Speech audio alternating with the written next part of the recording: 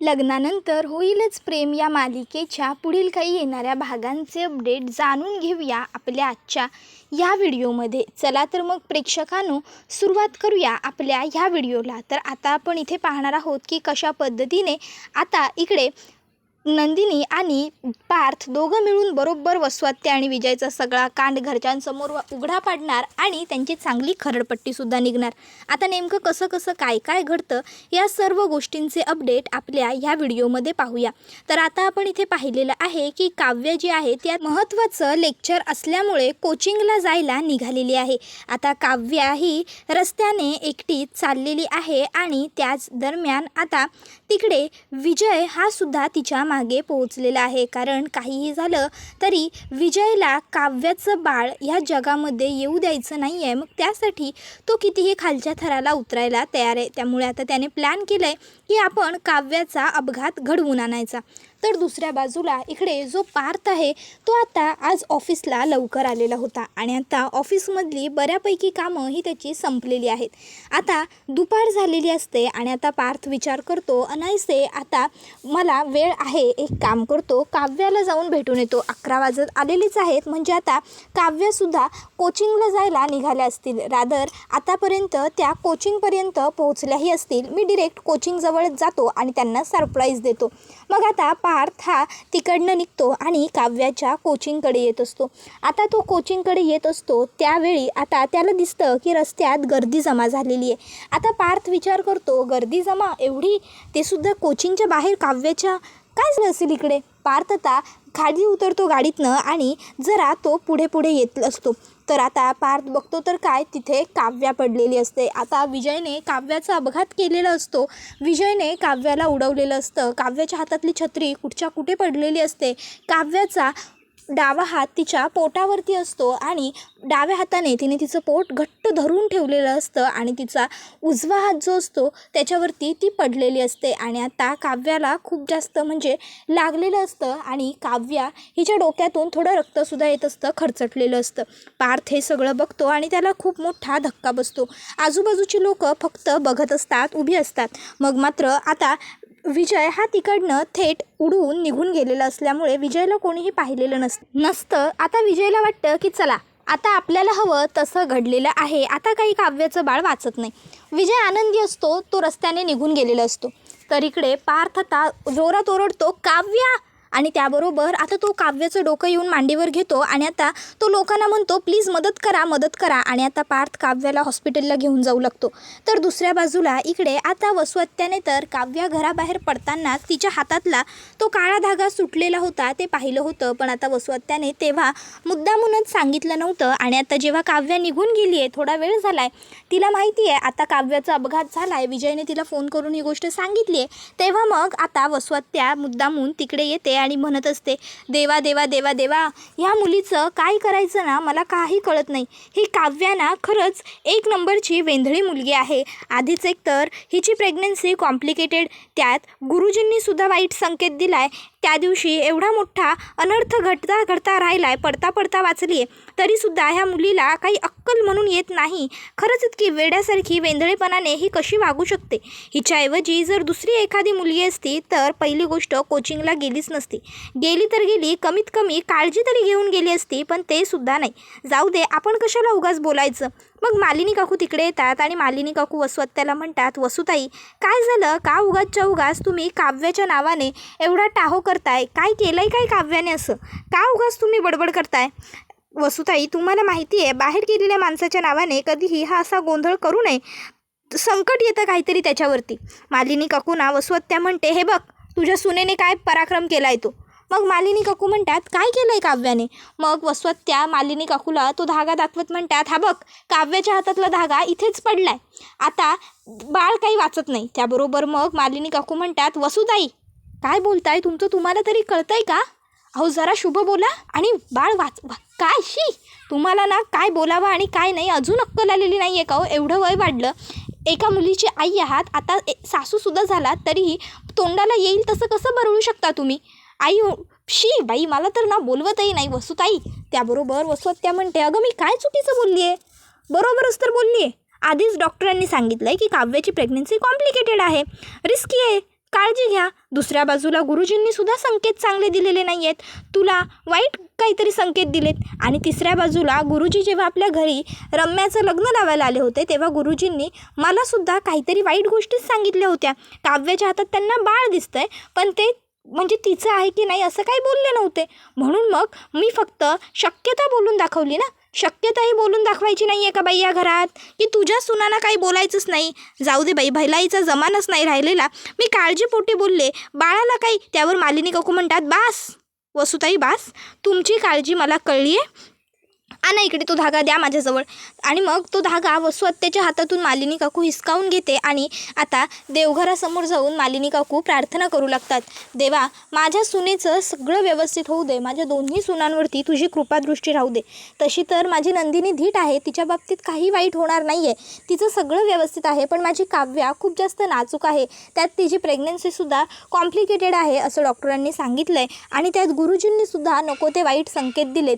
नक्की तुझ्या मनात काय आहे हे मला माहीत नाही, पण आजपर्यंत आम्ही कोणाचंही वाईट केलेलं नाही आहे. रादर माझ्या काव्याने सुद्धा कोणाचं काही वाईट केलेलं नाही आहे. त्यामुळे आमच्या बाबतीतसुद्धा काहीही चुकीचं घडू देऊ नकोस. माझ्या मुलींचं सगळं काही व्यवस्थित होऊ दे. काव्य आणि नंदिनींना मी माझ्या सुनांपेक्षा जास्त मुली मानते आणि माझ्या लेकींना कसलाही त्रास नको होऊन देऊ देवा. मालिनी काकू छान अशी प्रार्थना वगैरे करतात. त्यानंतर ते आता काव्याला फोन करतात. काव्या फोन उचलत नसते. मग मालिनी काकू पार्थला फोन करतात. आता पार्थही फोन उचलत नसतो.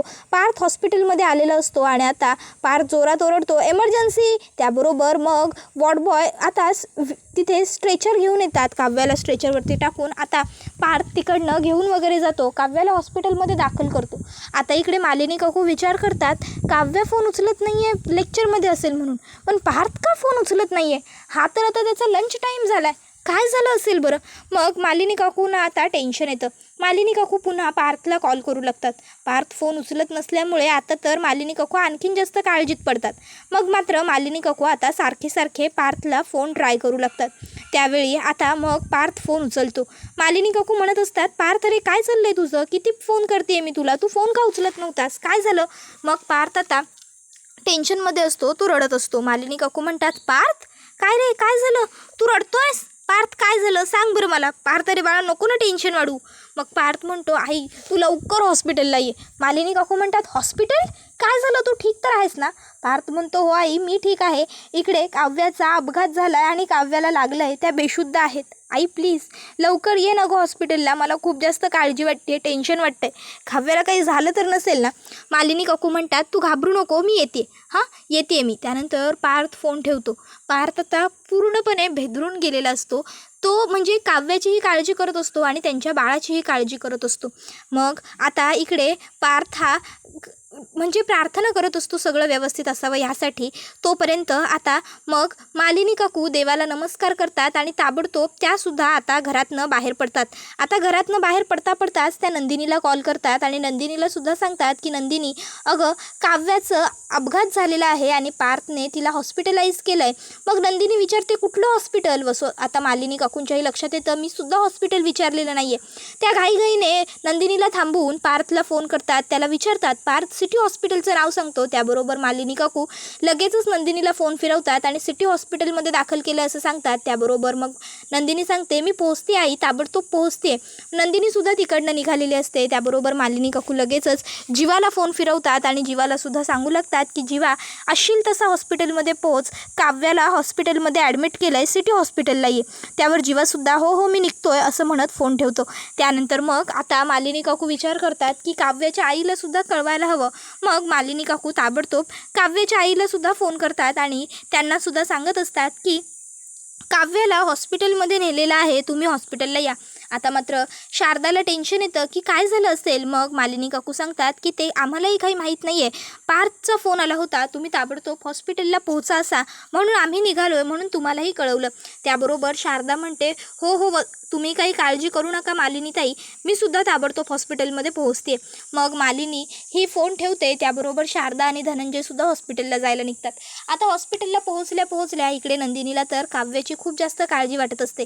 नंदिनी रिसेप्शनला विचारते काव्य देशमुख. त्याबरोबर मग रिसेप्शनिस्ट काव्याचा वॉर्ड कुठे आहे ते सांगते. तशी लगेच नंदिनी तिकडे धाव घेते. तिला पार्थ दिसतो. नंदिनी धावत पळत पार्थकडे येते आणि पार्थला विचारते, पार्थ काय झालं? डॉक्टर काय म्हणाले? काव्य ठीक तर आहे ना? काव्याला काही झालेलं तर नाही आहे ना?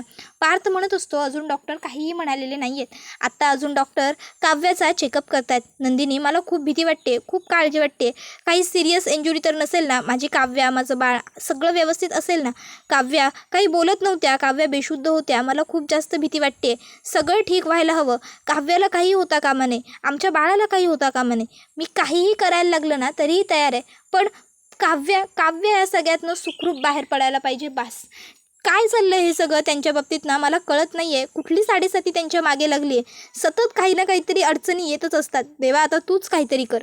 इतक्यात तिकडे डॉक्टर येतात आणि मग डॉक्टर सांगू लागतात की डोंट वरी मिस्टर देशमुख, काव्याला काहीही झालेलं नाही आहे. म्हणजे त्या बेशुद्ध आहेत कारण त्यांच्या डोक्याला थोडंसं लागलं आहे. प्रेग्नन्सीमुळे त्यांचा BP अचानक लो झाला आणि त्यामुळे त्यांना चक्कर आली आणि त्या बेशुद्ध झाल्या. त्यांना तो धक्का बसला म्हणून. त्यामध्ये काळजी करण्यासारखं काही नाही आहे. आम्ही इंजेक्शन दिलं आहे, ते थोड्या वेळात शुद्धीवर येतील. आणि ते उजव्या हातावरती सगळा तोल आल्यामुळे उजव्या हाताला त्यांच्या सिरियस इंजुरी झाली आहे. काळजी करण्यासारखं नाही आहे, पण प्लास्टर करावं लागेल. एक 15 दिवसात ते महिन्याभरात प्लास्टरही काढू. त्यावर मग सगळे विचारतात, आणि बाळ? त्यावर डॉक्टर म्हणतात, ते अजून काही माहीत नाही आहे. नाही म्हणजे बाळाचं सगळं व्यवस्थित आहे का नाही हे तपासण्यासाठी आपल्याला काही टेस्ट कराव्या लागतील. ॲक्च्युली ह्या अशा केसेसमध्ये जरा रिस्क असते, कारण आई जोरात आदळल्यामुळे आतलं बाळसुद्धा पूर्णपणे हलून जातं. आपण चेकअप करूया, कळेलच आपल्याला काय घडलं आहे ते. आणि मग डॉक्टर तिकडनं निघून जातात. आता डॉक्टरांनी हे असं म्हटल्यावर मग मात्र मालिनी काकू आणखीन जास्त हादरतात, घाबरतात. मालिनी काकू आता देवाजवळ हात जोडतात आणि म्हणत असतात, बाप्पा आता तूच काहीतरी कर. विघ्नहर्ता आहेस ना तू, मग माझ्या आयुष्यात ही एवढी विघ्न का? माझ्या लेकरांना हा एवढा त्रास का? कुठल्या परिस्थितीतून माझी मुलं वर आली. आधी तर त्यांच्या लग्नात एवढा मोठा गोंधळ झाला, लग्नातून नाही पार पडतायत तर मग आणखीन त्यांच्या आयुष्यात गोंधळ वाढवतच गेलास. कसं बसं आता लग्न वगैरे सगळं व्यवस्थित पार पडलं तर मग ते 16 डिसेंबर ते नाही होत आहे, तर आता हे संकट. काय चाललंय रे तुझं? माझ्या लेकरांच्या आयुष्यात काय एवढे काटे पेरतोयस तू? त्याबरोबर मग आता नंदिनी येते आणि मालिनी काकूंना सावरते. ती मालिनी काकूंना म्हणत असते, आई तुम्ही शांत व्हा. अहो घाबरू नका आणि काळजी तर मुळीच करू नका. आपल्या काव्याला, तिच्या बाळाला काही होणार नाही आहे. अहो तुम्हीच म्हणता ना, जो कोणाचं वाईट करत नाही देव त्याचं वाईट होऊ देत नाही म्हणून. मग तुम्ही आत्ता कशाला घाबरताय? आजपर्यंत आपण कोणाचं काही वाईट केलेलं नाही आहे ना, त्यामुळे आपलंही काही वाईट होणार नाही आहे. आपल्या काव्याला, तिच्या बाळाला काही होणार नाही. सगळं व्यवस्थित होईल बघा. डॉक्टर थोड्या वेळात येतील आणि सांगतील बाळ व्यवस्थित आहे म्हणून. नंदिनी सगळ्यांना आधार देण्याचा प्रयत्न करत असते, पण आतमधून तीसुद्धा पूर्णपणे खचून गेलेली असते. तर इकडे पार्थ ह्याने सुद्धा देवाजवळ हात जोडलेले असतात आणि तो म्हणत असतो, आजपर्यंत काहीही न मागता तू मला खूप भरभरून दिलंस. एवढे प्रेम करणारे, काळजी करणारे आईबाबा दिलेस. एवढा चांगला पाठीला पाठ लावून उभा असलेला, सोबत कायम साथ देणारा भाऊ दिलास. माझ्यावर आधी रागवणारी पण मनसोक्त प्रेम करणारी बायको दिलीस. आता गोड गोंडस बाळ आनंदाच्या रूपात आमच्या आयुष्यात आणणार आहेस. प्लीज ह्या सगळ्याला कोणाचीच दृष्ट लागू देऊ नकोस. न मागता जे काही दिलं आहेस ना, त्या सगळ्यासाठी कायम तुझे आभार मानले. पण आज पहिल्यांदा तुझ्याकडे कशासाठी तरी हात पसरतोय, आणि ती म्हणजे माझ्या बायकोची आणि माझ्या बाळाची तब्येत. त्यांना या सगळ्यातून सुखरूप बाहेर काढ. हात जोडतो तुझ्यासमोर. हे वैभव, हा पैसा काही नको आहे, फक्त त्या दोघांची सलामती हवी आहे मला, बास. तर दुसऱ्या बाजूला आता इकडे वसुहत्याला आणि विजयला मात्र खूप आनंद झालेला असतो. वसुहत्या तर पहिला रम्याला कॉल करते आणि रम्याला ती सांगत असते की रम्या, अगं तुला माहिती आहे का इथे केवढा मोठा पराक्रम झाला आहे तो. अगं विजयरावांनी बरोबर त्या काव्याची खोड मोडली. सरळ ना त्यांनी तिचा अपघातच घडवून आणला. आता कसलं वाचतंय ते मूल? मला तर वाटतंय एव्हाना दगावलंही असेल. त्याबरोबर आता त्या ठिकाणी डॉक्टर येतात. पार्थ, मालिनी काकू, विक्रम काका, जीवा, नंदिनी सगळेच डॉक्टरांकडे धाव घेतात. मग डॉक्टर सांगत असतात, काळजीचं काही कारण नाही आहे. बाळसुद्धा अगदी सुखरूप आहे. आईने पोट घट्ट पकडून ठेवल्यामुळे बाळ पोटामध्ये फार हललं नाही.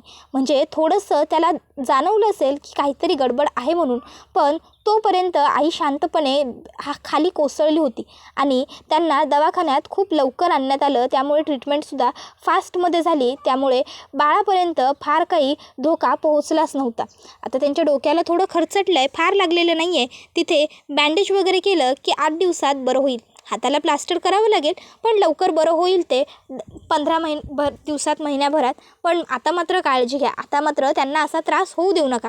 नंदिनी मालिनी काकू म्हणतात की नाही नाही, आता आम्ही व्यवस्थित काळजी घेऊ आमच्या काव्याची. त्यानंतर मग डॉक्टर तिकडनं टेक केअर बोलून निघून जातात. मग आता सगळ्यांचा जीव कुठेतरी जाऊन भांड्यात पडलेला असतो. मग मात्र पार्थ आता रडत असतो, म्हणजे आनंद अश्रू त्याच्या डोळ्यातून वाहत असतात. त्यावेळी मग नंदिनी तिकडे येते आणि म्हणत असते, नाही पार्थ थांबा, आता वेळ रडण्याची नाही लढण्याची आहे. हे सगळं कुणी घडवून आणलं याची कल्पना तर आहेच आपल्याला, पण हे सगळं नेमकं त्यांनी का घडवून आणलं नाही आहे, हे सगळं काव्याच्या इन्स्टिट्यूट बाहेर झालं आहे असं तुम्हीच म्हणत होतात ना. मग आपण एक काम करूया, आपण जाऊया आणि काव्याच्या इन्स्टिट्यूटमध्ये तिकडे तपासणी करूया. कॅमेऱ्यांमध्ये कॅप्चर झालेलंच असेल की हे सगळं कुणी केलं आहे, काय केलं आहे. कुठल्याही परिस्थितीत हे सगळं ज्यांनी केलं आहे ना त्यांना सोडायचं नाही आहे. पार्थ म्हणतो बरोबर आहे तुमचं नंदिनी. त्यानंतर मग आता 1-2 दिवस हॉस्पिटलाइज झाल्यानंतर काव्याला घरी सोडलं जातं. मग पार्थ आणि नंदिनी काव्याकडे चौकशी करतात की हे सगळं कसं घडलं. त्यावेळी काव्या सांगते, मला काही कळलंच नाही, तो माणूस आला, मला धडकला, मी खाली कोसळले, मी बेशुद्ध झाले आणि तो माणूस कुठे गेला ते मला कळलंच नाही. मी जेव्हा जागी झाले तेव्हा मी हॉस्पिटलच्या बेडवर होते. त्याबरोबर पार्थ म्हणतो, नंदिनी हे सगळं ऐकून तर आता मला एकदम क्लिअर कट शंका आहे की हे सगळं काही करण्यामागे ना नक्कीच त्या विजयचा आणि वसुहत्याचा हात असणार आहे. मला वाटतं की आपण ना तिकडे जाऊन चेक करूया. तुम्ही म्हटल्याप्रमाणे CCTV फुटेज इन्स्टिट्यूटच्या बाहेर असलेल्या कॅमेऱ्यांमध्ये काहीतरी कॅप्चर झालेलंच असेल. मग नंदिनी आणि पार्थ दोघंजणं आता काव्याच्या इन्स्टिट्यूटमध्ये येतात आणि तिकडे घडलेला प्रकार ते लोक सांगतात. आणि आता त्यांनी हा सर्व प्रकार सांगितल्याच्या नंतर मग इन्स्टिट्यूटसुद्धा सपोर्ट करते. कॅमेरे वगैरे चेक केले जातात आणि त्यामध्ये आता वसुहत्याची गाडी दिसते. विजयने स्वतःची गाडी न वापरता वसुहत्याची गाडी वापरलेली असते. वसुहत्याच्या गाडीचा नंबर बघून मग मात्र पार्थ चिडतो. आता ड्राईव्ह कोण करतंय हे दिसत नाही कारण गाडीच्या काचा बंद असतात. मग काव्याचा अपघात वसुहत्यांनी घडवून आणला, आता आपण वसुहत्यांना सोडायचं नाही असं नंदिनीसुद्धा म्हणते. पार्थ म्हणतो, मी तर वसुहत्याला कधीच नाही सोडणार. आतापर्यंत आत्या आहे म्हणत तिच्या खूप चुका पोटात घातल्या, पण आता बस, आता मी वसुहत्याला घरी जाऊन जाब विचारणार. आणि आता पार्थ आणि नंदिनी फुल रागात घरी आलेले असतात. आता घरी आल्यावर पार्थ मोठ्याने वसुहत्याला हाका मारतो, वसुहत्या लवकर खाली ये वसुहत्या. आता पार्थ इतक्या मोठमोठ्याने हाका मारत असतो की सगळेच जण घाबरतात. घरातले सगळे बाहेर येतात. मालिनी काकू म्हणतात, पार्थ अरे का रे, काय झालं. पार्थ म्हणतो, थांब, वसुहत्याला येऊ दे. मग वसुहत्या तिकडे येते. पार्थ वसुहत्याच्या समोर जातो आणि म्हणतो, लाज नाही वाटत तुला. वसुहत्या म्हणते, पार्थ आत्याशी बोलण्याची कुठली पद्धत आहे. पार्थ म्हणतो, मग आत्याची वागण्याची कुठली पद्धत आहे, विसरली होतीस का माझ्या बायकोचा अपघात घडवून आणताना की तू माझी आत्या आहेस म्हणून. अगं एक बाई आहेस ना तू आत्या, मग तरीसुद्धा काव्य प्रेग्नंट असताना काव्याचा अपघात करावा अशी इच्छाच तुझ्या मनात कशी झाली. त्याबरोबर मग वसुहत्या म्हणते, पार्थ तोंडाला येईल ते बरळू नकोस, मी असं काही केलेलं नाही आहे. मग नंदिनी ते फुटेज घरातल्या सगळ्यांना दाखवते आणि म्हणत असते, मग हे सगळं खोटं आहे का. आम्ही काव्याच्या इन्स्टिट्यूटमध्ये जाऊन तिथल्या बाहेरचे CCTV फुटेज चेक केले आहेत, त्याच्यामध्ये तुमच्या गाडीची नंबर प्लेट दिसते आहे वसुहत्या. त्याबरोबर हे ऐकून मग मात्र आता विक्रम काकांना खूप राग येतो आणि विक्रम काकासुद्धा आता वसुहत्यावर चांगले फायर होतात. ते म्हणत असतात, वसुताई अगं आजपर्यंत बहीण म्हणून कायम तुला पाठीशी घालत आलो, म्हणून त्याचं हे फळ दिलंस तू मला, तू माझ्या सुनेच्या जीवावर उठलीस. आता मात्र इकडे वसुहत्याला माहीत असतं की हे सगळं विजयने केलेलं आहे. पण आता वसुहत्या विचार करते, मी विजयचं नाव कसं घेऊ, त्यामुळे ती शांत असते. तर इकडे विक्रम काका म्हणत असतात, लाज नाही वाटली वसुताई तुला हे सगळं करताना. अगं तू म्हणतेस ना की मी जीवा आणि पार्थला माझी मुलं म्हणते, माझी मुलं मानते. मग जर तू त्यांना मुलांसारखं मानतेस तर तू तुझ्याच मुलांच्या बाबतीमध्ये इतकी विचित्र वागू शकली असतीस का. सांग ना, उद्या जाऊन जर तुझ्या मुलीच्या बाबतीत देव न करो आणि असं काही घडलं तर काय करशील. हां वसुताई, एक गोष्ट कायम लक्षात ठेव, दुसऱ्यासाठी खणलेल्या खड्ड्यात आपण स्वतःच पडतो आणि तू नेहमीच इतरांसाठी फक्त खड्डे खणत असतेस. आजपर्यंत तू जितकं पुण्य केलेलं नाही आहेस ना त्यापेक्षा कितीतरी जास्त पटींनी पाप केलेलं आहेस. आणि लक्षात ठेव, पाप पुण्याचा हिशोब आपल्याला जरी कळत नसला ना तरी तो वरचा नक्कीच ठेवतो आणि तू केलेल्या प्रत्येक पापाचं फळसुद्धा तुला तो ईश्वर देणारच आहे. आणि त्याआधी माझ्या सुना तुला तुझ्या कर्माचं फळ देणार आहेत. काव्याला बोलवा, काव्या ह्या आत्याचं जे काही करणार असेल ना ते तिला करू द्या, कारण हिने खूप मोठा भीषण गुन्हा केलेला आहे. यावेळी हिने चूक नाही तर गुन्हा केला आणि गुन्ह्याला माफी नसते. त्याबरोबर मग मात्र आता सगळेच जण म्हणत असतात की हो बरोबर आहे, वसुहत्याला शिक्षा काव्याच देणार. त्याबरोबर हा व्हिडिओ इथेच संपतो. व्हिडिओ आवडला असेल तर व्हिडिओला लाईक करा, चॅनलवर नवीन असाल तर चॅनलला सबस्क्राईब करा आणि बेल आयकॉन आठवणीने प्रेस करा, जेणेकरून तुम्हाला पुढच्या प्रत्येक व्हिडिओचं नोटिफिकेशन मिळत जाईल आणि सर्व व्हिडिओंचा आनंद हा अगदी उत्तम पद्धतीने घेता येईल। चला तर मग प्रेक्षकांनो, आजच्या पुरतं इथेच थांबूया। पुढचा व्हिडिओ येईपर्यंत ह्या व्हिडिओचा छान पद्धतीने आनंद घेत राहा। तुम्हाला लग्नानंतर होईलच प्रेम ही मालिका कशी वाटते हे आम्हाला कमेंटमध्ये नक्कीच सांगा। धन्यवाद।